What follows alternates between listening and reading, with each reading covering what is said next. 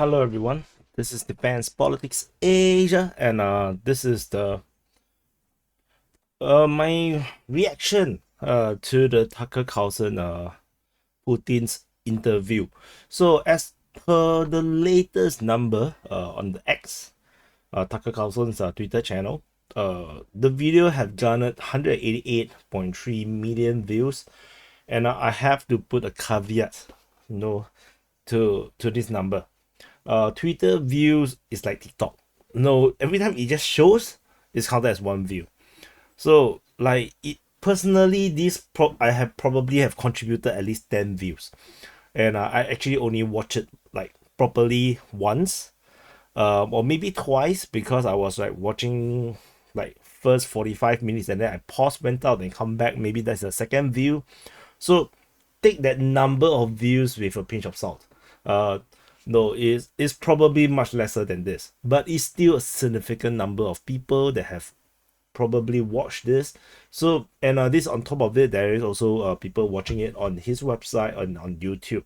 So it's still a huge number. So I just want to give some of my opinions regarding this interview, and I know that a lot of people find it very how would say repetitive, particularly people from Russia or people who have been following Putin. No, he didn't really say anything that is particularly special or interesting or new. He's basically repeating things that he had probably said before, and the thing is, you have to understand in terms of PR or media or publicity perspective or propaganda perspective, this is a rare instance of opportunity for Putin to be able to speak directly to the American citizens, at least on the conservative side, and also to the Europeans who are also leaning on the conservative side. And particularly for people who are in Europe, there is severe and heavy how would say censorship. There's no other way to put it. This censorship and media restrictions regarding anything Russia and anything that comes out from Russia, and which is also why you can see a lot of the European politicians and whatnot condemning Tucker Carlson to even go to Russia to conduct this interview at all, and they don't really want people to watch this interview.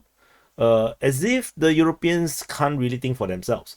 I mean, Singapore, as a Singaporean, I do understand this kind of irritating feeling because my government also tend to behave like this, always thinking that the citizens can't think for themselves, seemingly, and particularly in the earlier days. But yeah, people do think able to think, but the problem is, of course, this interview is very unusual. So I will talk a bit more about this. So coming back to this a rare opportunity, I'm quite sure that even Putin find this this interview very, how to say, nervous. I think he's also pretty nervous about this interview. It's not just Tucker Carlson feeling that this interview is nervous for him. I'm quite sure Tucker Carlson also find it a bit intimidating going to the Kremlin and all the security and whatnot, and in this super massive hall or room that he have to interview the most condemned person on earth right now, other than Biden. Um, so the so I'm quite sure, but Putin is very nervous as well because this is that one shot that Putin must get it right.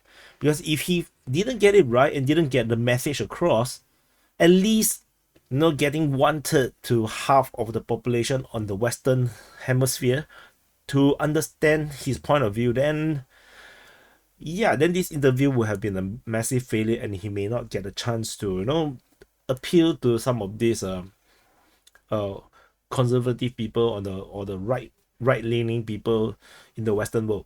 So that's thing. But however, the interview also went on in a very unusual way. It doesn't it's not an interview for the people who are very superficial, who are people who are not into politics or who have short attention span. It's not an interview for people who just want sound bites. It's just not the kind of interview. The entire early part of this interview is all about the Russian perspective of the history, and how the Russian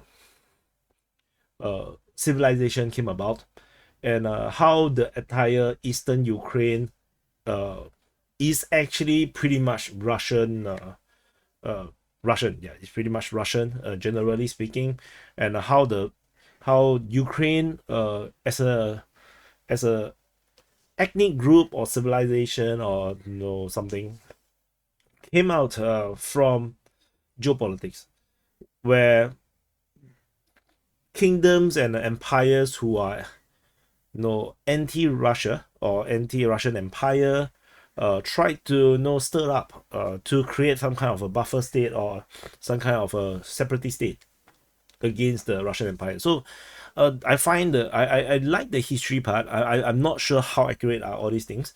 It sounds makes sense, and from my very limited knowledge, probably there. I'm not so sure. No, I just like to listen to history. So generally that I actually enjoyed it more than the second half of the interview. So however, this is very important because what Putin wanted from this interview is to get people to understand Russian perspective, and it is something that is very rare, I would say, in the Western world, to really understand the Russian perspective, because we are all fed the Hollywood version of what Russia is. Even if you watch the Marvel's cinematic universe, know how Russia is portrayed. It's always vodka drinking guys, very rough, very berry, and the real Russia is very different, I would say. So and the Russian civilization is very have history, due to the history and the culture is so different from the rest of Europe. They don't really think in the same way as the rest of the Europe, which is also why there is this divide between Western Europe and perhaps Eastern Europe or with Russia. So yeah, so he's trying to explain that, and but like I said, this is very hard to swallow for a lot of people because it's just boring, and so this probably appeals to people who are more intellectual, I would say, more people who really care more. I think this what Putin is targeting are the people who are more elite, more educated, more really versed with what matters, and it's not really meant for the general public, unless the general public is really interested to know more. And so this interview is like a hit and miss, if you ask me. Is not a Donald Trump kind of a thing. Donald Trump will say something in a very simplistic term, in a very populist way, to appeal to the common man. But that's not what Putin is doing right here. Putin is kind of appealing to a totally different class of people who are more educated, perhaps, people who are more versed uh with politics or geopolitics, or at least trying to people who are trying to understand all this kind of thing. So I think it's a bit kind of that way, and so this is the kind of impression that I get. And but he did say a lot of things, trying to seemingly justify, the fight in Ukraine. And generally speaking, is not entirely wrong. Some of the things that he mentioned about, like Nord Stream pipeline is actually blown by the Americans. He insists that is cannot be verified. He say that CIA is involved with Euromaidan, cannot be verified. Of course, no, these are all the propaganda talking points, and I mean that is the Russian perspective. So if the Russian, but it does matters, because if that is the Russian perspective and that's the casus belli to actually launch a war in Ukraine, then people need to understand that that is the reason. Because anyone can declare a war, they have their reasons, and it is through understanding the reason that you can actually find a common ground to stop the fighting. So perhaps this is what Putin is trying to achieve, and but the thing is that it's not gonna be a endpoint. But what it does help is probably help to bring some of the people to to empathize with what Russia's perspective is, and perhaps reduce the chance of a NATO Russia war. So that is the general feeling that I get through this interview. Like I did listen to some speeches. I'm not like I don't really know. I'm not like a fanboy. I don't watch or read a lot of his speeches and whatnot. Usually it's very boring. Um, so no, so I don't really know everything. But from the limited numbers of speeches I heard of what he say, it's pretty much more or less there. And Tucker Carlson did ask a very important question. How do you achieve the objective of denazification? And I feel that Putin did not exactly answer that question. Is very vague. It's still very vague. I mean, after listening, and that's around 2 days ago, I listened to it. It still feels vague to me. I don't feel like I fully understood what's the Russia how is Russia is going to achieve denazification. So but he did spell out rather clearly the importance of denazification. And yeah, so that is the part. So, and I think Putin also was finding it a bit hard to he did try to recollect a bit and try to think through a little bit about how to answer certain questions. Like I said, it's a very important interview for Putin as well. So he doesn't look like the usual Putin that I accustomed to when he was talking to Russian media. When he talking to Russian media, he's a lot more confident. I feel that in this Tucker Carlson interview, he's a bit more trying to be relaxed, but he's actually not that relaxed. I that's my feeling. And I feel that um he also is trying to hold back certain information. Like Tucker Carlson asked some very direct questions, and and Putin did not want to reveal his cards. Like talking about how much territory would Russia be satisfied with. Clearly, he did not answer at all. So clearly, Russia is going to conquer more.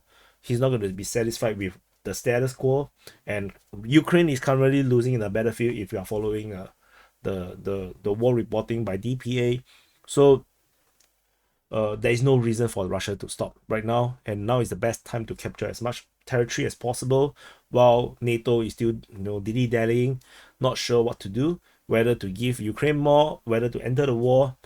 So that is the main gist of the issue. So yeah, so this is just my general opinion and review of what I felt about this interview. I think it's a very important interview. I think it does helped a little bit. I wouldn't say entirely, but it helped a little bit to to share and try to get people to understand that Russia is not what exactly you imagine it to be, and also understand that Russia is not going to stop in Ukraine. Russia will continue the war to the end because of the historical reasons and the World War II reasons, the neo-Nazi issue reasons, that Russia will not stop this war at all. That is the main thing, and people need to kind of understand it, because that's what he's trying to say. And yeah, and he's also trying to talk about how the West has not been kind to Russia and basically have made Russia an enemy due to their policy. And also of course there is also this element about talking about the deep state. I think Tucker Carlson did try to push it in that direction a bit, and Putin just agree, but it's not exactly what Putin is saying. He just saying that the presidents say certain try to the two presidents from the United States and Russia try to make some deals, but in the end it didn't turn out to be the case. And Tucker Carlson read it as deep state, and basically asked him like, try to allude that, it is the government workers, or the civil servants that is actually, not playing ball, and actually cause, whatever deal that is possible between Russia and United States to fall through. And there is good possibility and reasons for that, because you do not know which civil servants are corrupted. You do not know which civil servants are, have uh, accepted certain deals with, with some, outside powers beyond the US government. Well, we do not know. So there is a possibility that, uh, and it also highlights how, the US president is not the same as the Russian president, because US president cannot dictate. There is still too many layers of hierarchy and power centers that, the US president can't really just, do whatever he wants, unlike Putin, where he can basically do whatever he wants. So yeah, so anyway, thank you for watching. I think that's about it. I can't think of anything else at this moment. Probably I will get reminded and, talk more about this during DPA open mic. And, for those that are interested in, talking about geopolitics, politics, war, military stuff, culture, with like-minded people, do check out the DPA open mic. And, there will be one session later today. I think I'm gonna go to sleep to prepare for it. And, so thank you for watching. Do check out the DPA open mic. I'll see you guys in the next update.